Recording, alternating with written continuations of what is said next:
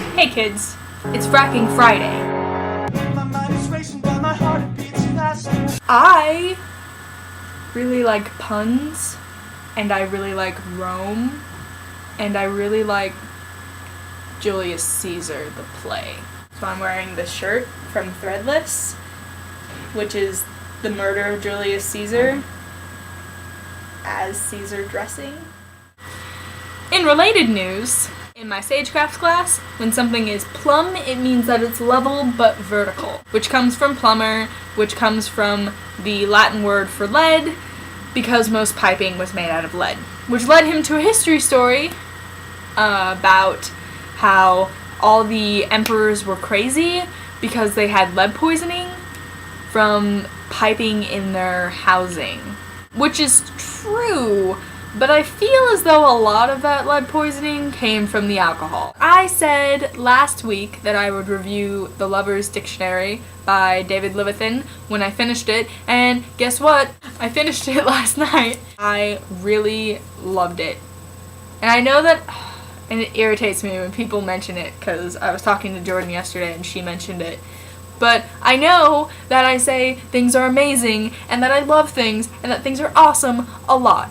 But you should know that it's not the same level of awesome.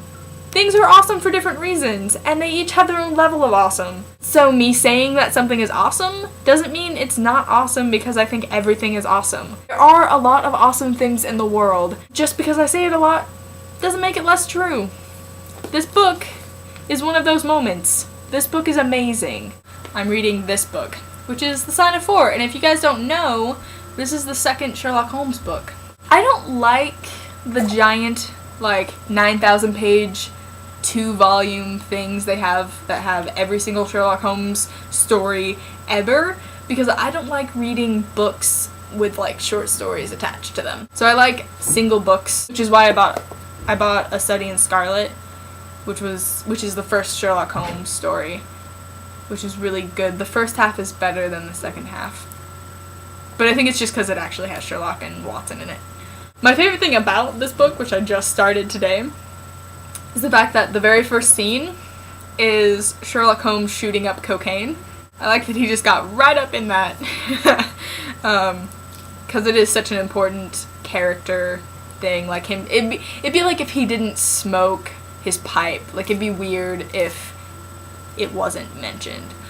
My other favorite thing, which is particular to both this book and other books, is the fact that this book was published in 1890, originally. I find it to be one of those amazing things that in 2011, I can read a book that was written over 100 years ago, and A, be able to understand it, and B, find meaning in it.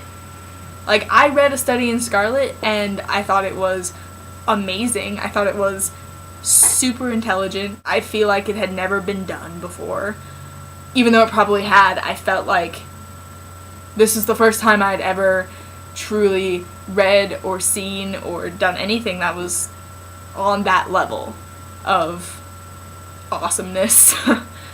So the fact that Conan Doyle can have such a profound effect on me in the 21st century for something he wrote in the 19th century, that's pretty awesome.